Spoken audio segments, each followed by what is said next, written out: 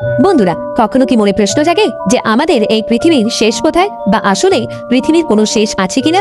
একজন মানুষের পৃথিবীর এক প্রান্ত থেকে অপর প্রান্তে যেতে কতক্ষণ সময় লাগতে পারে?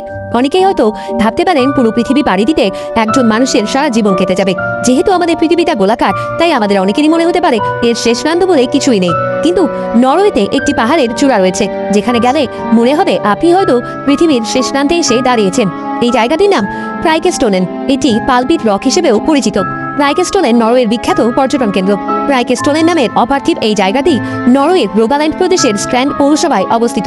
এটি একটি পাহাড়ের খাড়া ধাপ, যা নিউসেফোর্ড থেকে 604 মিটার অর্থাৎ 1982 ফুট উপরে অবস্থিত। প্রাইকেস্টোনেন একটি দীর্ঘ সরু সামুদ্রিক খাড়ির পাশে অবস্থিত। এখানকার প্রাকৃতিক সৌন্দর্যকে অক্ষুণ্ণ রাখতে এখানে কোনো পরিবেষ্টনী বা প্রাচীর দেওয়া হয়নি। এর ফলে দর্শনার্থীরা ভয়ঙ্কর সৌন্দর্যকে উপভোগ করতে পারেন। রহস্যময় এক দেশ তিব্বত, যে দেশের মানুষেরা প্রকৃতির মতোই শান্ত। তিব্বতের রহস্যময়তার পেছনে সবথেকে বড় কারণ হলো এর অত্যন্ত দুর্গম প্রকৃতি। হিমালয়ের উত্তরে বরফের চাদরে মোড়া তিব্বত শত শত বছর ধরে নিজেকে বহির্বিশ্ব থেকে আড়াল করে রেখেছে। বিশ্বের যে কয়টি দেশে অপার রহস্য লুকিয়ে রয়েছে, তার মধ্যে তিব্বত অন্যতম। আসলে সমগ্র তিব্বত নিষিদ্ধ নয়। এর রাজধানী লাসা হলো নিষিদ্ধ নগরী। এই নগরীর মানুষেরা নিজেদেরকে আলাদা রাখতে পছন্দ করেন। সেখানকার মানুষের জীবনযাত্রাও অনেক ভিন্ন আর রোমাঞ্চকর। বছরে 8 মাস বরফে ঢাকা থাকে তিব্বত। পৃথিবীর উচ্চতম স্থান এই তিব্বত, যেখানকার গড় উচ্চতা সমুদ্রপৃষ্ঠ থেকে প্রায় 16,000 ফুট। উচ্চতার কারণে তিব্বতকে পৃথিবীর ছাদ নামেও অভিহিত করা হয়। এখানকার রাজধানী লাসা শব্দটির অর্থ হল ঈশ্বরের স্থান। তিব্বতীদের জীবনের ধর্ম একটি গুরুত্বপূর্ণ স্থান দখল করে আছে। এই অঞ্চলের মানুষদের প্রধান ধর্মগুরু দালাই লামার বাসস্থানও লাসার উতালা প্রাসাদে।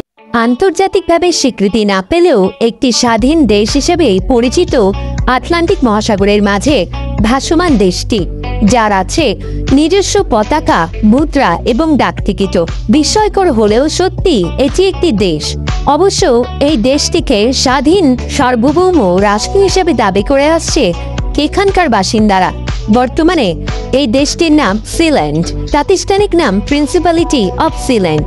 তবে দেশটির কিন্তু কোনো আন্তর্জাতিক স্বীকৃতি নেই। একটি স্বাধীন দেশ হতে যা যা প্রয়োজন তার সবকিছুই আছে এই সিল্যান্ডে। আছে রাজধানী, আলাদা মুদ্রা, পতাকা, এমনকি পাসপোর্টও। ইংল্যান্ডের শ্যাফলক উপকূল থেকে মাত্র 12 কিলোমিটার দূরে অবস্থিত সিল্যান্ডের আয়তন প্রায় 6000 বর্গফুট।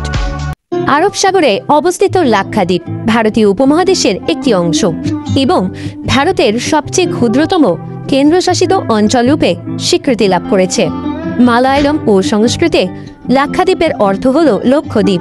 তার নাম অনুসারে এই দ্বীপপুঞ্জগুলি খুবই সুন্দর এবং যে সমস্ত মানুষেরা সমুদ্র সৈকত, জলক্রীড়া ও সামুদ্রিক খাদ্য পছন্দ করেন, তাদের জন্য এই দ্বীপটি সত্যিই অবকাশযাপনের উপযুক্ত।